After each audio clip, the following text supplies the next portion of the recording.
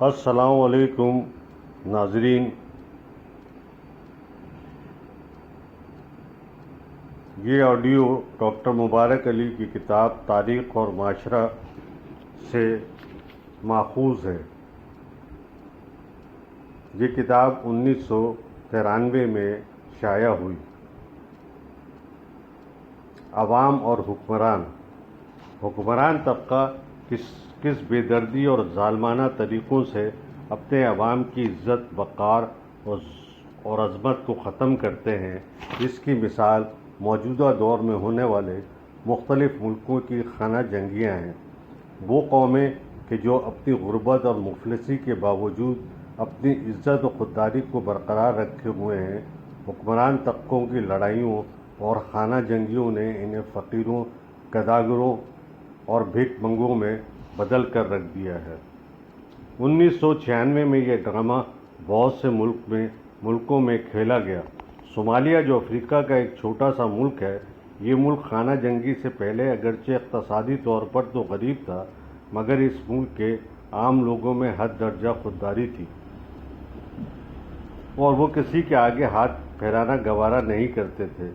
اس نے ان کو ایک قومی کردار دیا تھا کہ جس میں وقار اور انسانی عظمت تھی، لیکن جب یہاں دو سیاسی گروپوں میں اقتدار کی جنگ شروع ہوئی تو انہوں نے اس ملک کے تمام ذرائع کو ہتھیا کر ان کو اسلحہ کی خرید پر خرچ کرنا شروع کر دیا۔ نتیجہ یہ ہوا کہ لوگ آہستہ آہستہ بنیادی ضروریات سے محروم ہوتے چلے گئے اور نوبت قحط اور فاقہ کشی تک جا پہنچی۔ جب لوگ بھوک سے مرنا شروع ہوئے تو دنیا کی توجہ ان کی طرف ہوئی اور مغرب کے امیر و صنعتی ملکوں نے رحم کے طور پر ان کو غذائی امداد بھیجنا شروع کر دی۔ یہ سین دنیا بھر میں ٹی وی پر دکھائے گئے کہ جب یہ غذائی امداد ان بھوکوں ننگوں تک پہنچی تو وہ کس طرح سے اس پر ٹوٹ پڑے۔ عورتیں، بچے اور مرد ایک دوسرے کو دھکیلتے لڑتے ہوئے امداد لیتے دیکھے گئے۔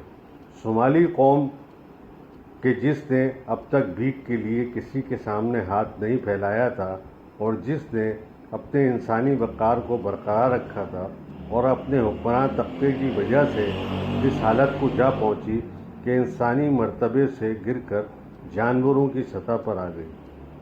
اس کی دوسری مثال افغانستان ہے، جہاں کے لوگ بھی اپنی غیرت اور خودداری کی وجہ سے ایک ممتاز مقام رکھتے تھے۔ وہاں بھی جب اقتدار کی خانہ جنگی شروع ہوئی تو عام لوگوں کو تمام بنیادی ضروریات سے محروم کر دیا گیا۔ آج وہاں ہزاروں کی تعداد میں بیوہ عورتیں اور یتیم بچے ہیں جن کو سہارا دینے والا کوئی نہیں۔ یہاں بھی جب ریڈ کراس یا دوسری امدادی ایجنسیوں کے ذریعے مدد جاتی ہے تو لوگ اس کے حصول کے لیے ٹوٹ پڑتے ہیں۔ اس قسم کے سین روانڈا اور زائرے میں بھی دیکھے جاتے ہیں کہ جب بھوک پیاس سے ناڈار، لاغر اور ناتواں بچے، مرد اور عورتیں اپنے چہروں پر بے بسی اور لاچاری کے جذبات لیے امداد کے منتظر ہوتے ہیں۔ یہ خاموشی سے غذا تقسیم کرنے والوں کی جھڑکیاں کھاتے ہیں، پولیس کے ڈنڈے سہتے ہیں اور زندہ رہنے کے لیے ہر قسم کی ذلت برداشت کرتے ہیں۔ یہ بھی ایک حقیقت ہے کہ جب یہ صورتحال ہوتی ہے تو ان میں سب سے زیادہ استحصال عورت کا ہوتا ہے، جسے خاندان والے غذا کے حصول کے لیے استعمال کرتے ہیں۔ یا تو اسے فروخت کر دیا جاتا ہے اور یا اسے مجبور کیا جاتا ہے کہ وہ عصمت فروشی کر کے گھر والوں کا پیٹ بھرے۔ عورت کو معاشرے میں سماجی عزت کی علامت ہوتی ہے، وہ بھی ان حالات میں اپنی عزت و عظمت کو برقرار نہیں رکھ سکتی ہے۔ ایک طرف تو ان خانہ جنگیوں کی وجہ سے عوام یہ مصائب جھیلتے ہیں تو دوسری طرف اقتدار کے حصول کے لیے جنگ جاری رہتی ہے۔ عوام کے لیے کھانے کو نہیں، سر چھپانے کی جگہ نہیں، تن ڈھانپنے کو کپڑے نہیں، مگر فوجوں کو جدید ترین ہتھیار ملتے رہتے ہیں۔ فوجیوں اور افسران اعلیٰ کو وافر مقدار میں کھانا ملتا رہتا ہے۔ عوام کی محرومی اور مجبوری کی خاطر ہی میں لائے بغیر اقتدار کے حصول کے لیے لڑائی جاری رہتی ہے۔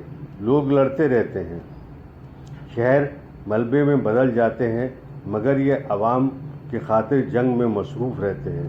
تیسری دنیا کے ملکوں کا یہ المیہ ہے کہ ملک کی آمدنی و عوام کی تعلیم، صحت اور معیار زندگی کو بہتر بنانے پر صرف نہیں ہوتی، بلکہ ان کے دفاع کے لیے خرچ ہوتی ہے، جو کہ در حقیقت ان کا دفاع نہیں بلکہ حکمران طبقوں کے مفاد کا تحفظ ہے۔ اس سارے ڈرامے میں مغربی ممالک کی منافقت بھی کھل کر سامنے آتی ہے کہ ایک طرف تو یہ بھوکے ننگے عوام کو کہ جنہیں انہی کے حکمرانوں نے مفلس بنا دیا ہے، ان کے لیے غذا بھجواتے ہیں، تو دوسری طرف انہی کے کارخانے اسلحہ بنا بنا کر انہیں فروخت کرتے ہیں۔ زہر اور تریاق دونوں کا یہ ملاپ ایک عجیب و غریب نسخہ ہے کہ جو تیسری دنیا کی قوموں کے علاج کے لیے استعمال ہوتا ہے۔